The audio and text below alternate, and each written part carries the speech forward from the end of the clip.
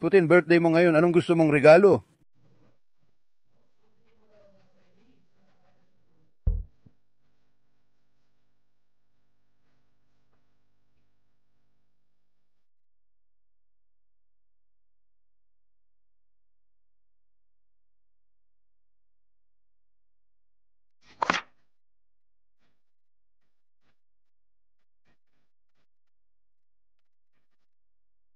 Malaki ang ibinaba ng pagre-recruit ng mga Ruso.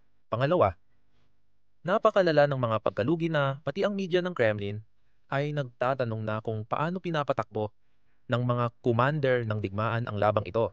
At huli, nalulunod na sa kamatayan si Putin, napipilitan siyang taasan ang mga insentibo para sa mga bagong conscript. Habang nagugutom naman sa pera ang ekonomiya ng Russia, baka huli na at kulang pa ang panawagan ni Putin ng tulong. Ang dahilan ay itong lumabas na ulat tungkol sa mga pagkalugi ng hukbong Ruso sa taong 2000 at 25 lang talagang nakakagulat. Ayon sa I Want to Live Project, umabot na sa 281,000 sundalo ang namatay, nasugatan, o nawawala sa Russia sa unang 8 buwan ng taon. Kasama dito ang 86,000 patay, 34,000 nawawala, at 158,000 sugatan. Bigyang pansin mo ang rasyo ng mga namatay kumpara sa mga nasugatan. Ang Russia ay nakikipaglaban sa nakakagulat na isa sa 18 na rasyo. Hindi ito tugma sa karaniwan sa hukbo. Kadalasan 3-1 ang sugatan sa namatay. Ang mababang rasyo ng Russia ay nagpapakita ng kawalan ng malasakit ng mga commander sa kanilang sundalo. Patuloy silang nagpapadala ng sundalo sa mapanganib na misyon, pero ayaw ilikas ang mga sugatan. Hindi ito galing sa akin, kundi sa isang sundalong Ruso sa unahan ng labanan. Pakinggan ninyo.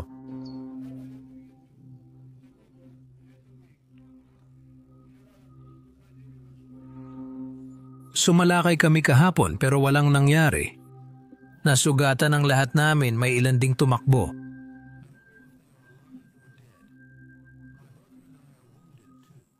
Nagpaunang lunas kami sa sarili.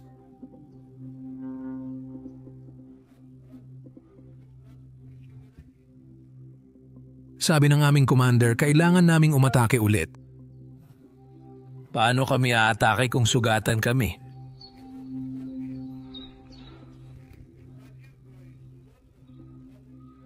Lahat ay masakit, wala na kaming lakas.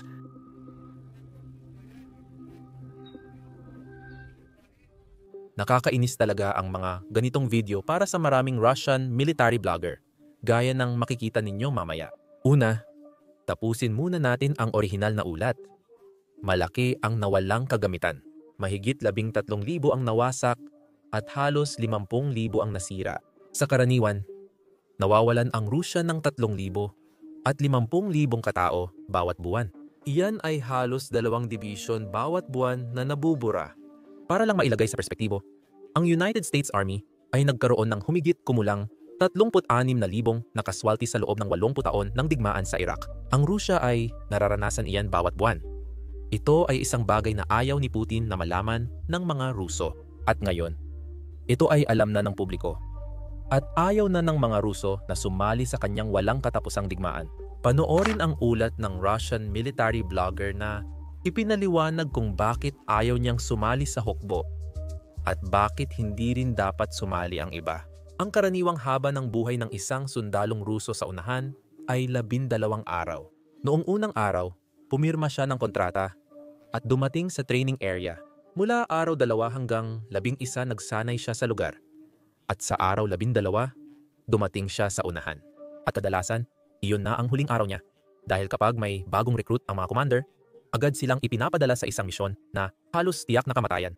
Sa ilang mainit na lugar, kalahati lang ng sundalo ang nakakarating sa posisyon dahil tinatamaan na sila habang papunta pa lang. Sobrang delikado talaga ang mga drone ng Ukranya. Dahil dito, namimigay na ngayon ang hukbong Ruso ng 8 milyong rubles na bonus sa mga gustong sumali. Halos 10,000 yan sa isang bansa kung saan ang karaniwang sahod ay $500 kada buwan o mga 6,000 kada taon. Pero kahit na sobrang taas ng mga bonus na ito, nahihirapan pa rin ang Russia na makakuha ng sapat na tao sa frontlines. At hindi ako ang nagsasabi niyan ulit. Galing yan sa mga Russian military blogger na laging nakikipag-ugnayan sa militar sa frontline. Ipapakita ko sa iyo ang mga detalye. Hindi mahalaga ang tungkol sa assaultmen dahil kulang naman talaga sila. Kulang talaga ang mga taong magtulak sa kalaban sa lupa at magtanggol ng posisyon sa hangganan. Kaya bakit kulang ang mga tao sa unahan?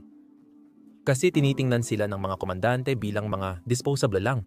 Bibigyan sila ng mga bago. Pero ang general staff ay humihingi ng pag-usad. Binibigyan sila ng bonus para sa pag-usad. At kailangan nilang pagtrabahuhan ang bonus na ito. Kaya ipinapadala nila ang bawat sundalo sa isang misyon na parang pagpapakamatay. At kung mabuhay man ang mga sundalong ito, ipapadala lang ulit sila pabalik. Kaya ang tanong, bakit pumipirma ang mga Ruso para dito? Alam mo kung bakit? Kinausap ng taong ito ang mga pumipirma at ito ang sinabi nila. Madalas akong makipag-usap sa mga pumipirma ng kontrata at dumarating sa harapan. Tinanong ko sila, naiintindihan nyo ba na tapos na kayo bukas? At ano ang motibasyon nyo? Ang pinakakaraniwang sagot ay makakatanggap ng bayad ang pamilya ko. Ipinapakita nito kung gaano kaseryoso ang sitwasyon. Ngunit hindi ito masyadong napag-uusapan ng mga tao. Dito at sa iba pang nagbabalita tungkol sa digmaan, binabanggit nila ang dolyar. 10,000 bonus na natatanggap ng mga sundalo. Pero ang kabilang bahagi nito ay ang mga taong ito ay galing sa mga malalayong baryo sa Rusya. Wala silang ibang oportunidad sa ekonomiya. Ito lang o kaya'y wala silang trabaho. At hulaan mo kung ano, kailangan mong magtrabaho para sa pamilya mo. Kaya't magugutom ka lang o mag-a-apply sa militar na may malaking sahod na magbabago ng buhay. At kaya natin nakikita na maraming nasasawi mula sa mga baryong ito na hindi naman mula sa Moscow or St. Petersburg. Tingnan mo ang memorial na itinayo ng isang maliit na lungsod sa Rusya. Karaniwang lungsod sa Rusya. 4 ang napatay sa Afghanistan. 3 sa Chechnya. Pero halos 200 na sa Ukraine, dagdag pa ang 200 espasyo para sa mga susunod pang masasawi. O baka para ito sa mga taong nawawala. Dahil nakasanayan na ng Rusya na maraming sundalong bigla na lang nawawala. Pero alam mo, may estratehiya sa likod ng problemang ito ng pagkawala na kinakaharap ng Rusya. Mga nawawalang sundalo, hindi na kailangan bayaran ni Putin ang bonus na ipinangako niya noong pumipirma sila. At kaya naman nakikita natin na maraming sundalo ang patay na. Pero binibilang pa rin sila ng Rusya bilang nawawala. Isa ito sa mga paraan kung paano pinanatili ni Putin ang ekonomiya ng digmaan ng Rusya. Sa madaling salita, sa pamamagitan ng panlalamang sa mga taong lumalaban para sa bansa. Simple lang ang dahilan nito. Dumarami na ang gastos para sa digmaan na ito. At hindi pa kasama dyan ang katotohanang nagsisimula ng bumagal ang ekonomiya ng Rusya. Narito ang kalkulasyon ng ginagastos ni Putin kada ektaryang nakukuha niya sa frontline. Ang mga teritoryong nakuha ng Rusya noong 2000 at 25 ay humigit kumulang 3,000 at 300 na kilometro kwadrado. Yan ay 80,000 ektarya. Ngayon, kalkulahin natin para sa bawat 100 ektarya. Ang 100 ektarya ay katumbas ng humigit kumulang 100 na football field, kaya't napaka-Amerikano ng paraan ng pagsukat na ito. Si Putin ay gumagastos ng humigit kumulang 73 milyon para masakop ang bawat 100 ektarya sa Ukraine. Karaniwan, ang hukbong Ruso ay may 11 patay, 19 sugatan at 4 nawawala. Malaking halaga ang kailangan para makuha ang halos kalahati ng lupa ng Ukraine sa 2025. Ngayon, malinaw na nakikita ng mga sundalo sa unahan na lumalaban sa digmaan na hindi sulit ang binabayaran ng Russia kumpara sa nakukuha nito. Pero kung isa kang sundalo na nagsasalita laban sa kahit anong ginagawa ng hukbo, makukulong ka. Tingnan mo itong artikulo. Heto, mayroon tayong sundalo na hinatulan ng 4 na taon ng pagkakakulong dahil lang nagbigay siya ng isang panayam habang siya ay bilanggo ng digmaan sa Ukraine. Sa panayam na iyon, sinabi niya na talagang sobra ang mga pagkalugi ng Russia. At dahil doon, nakulong siya ng 4 na taon. Hindi lang mga sundalong Ruso ang pinapatahimik ni Putin, pati mga historiador ng Russia. Panoorin ang clip kung saan isang Russian historiador ay halos ipadala sa gulag. Sa tingin ko, nirecord niya ang clip na ito sa istasyon ng pulisya. Inakusahan siyang nagpakalat ng maling impormasyon sa hukbong Ruso, kaya makukulong siya. Ito ang kanyang huling mensahe. Magandang hapon mga kaibigan, ito si Pavel Shudkin. Kakasuhan lang ako ng pagpapahiya. Nasa committee kami ng investigasyon ngayon. Hindi ako sang-ayon dito pero hindi naman yon ang punto. Dapat mong maintindihan na ang sino mang tapat na manunulat, mamamahayag o historiador sa Russia ay laging handang makulong. Ngayon ako ang may papel na iyan pero hindi dapat mawalan ng pag-asa. Darating ang araw na mawawala ang dilim sa Russia. Hanggang sa muli mga kaibigan.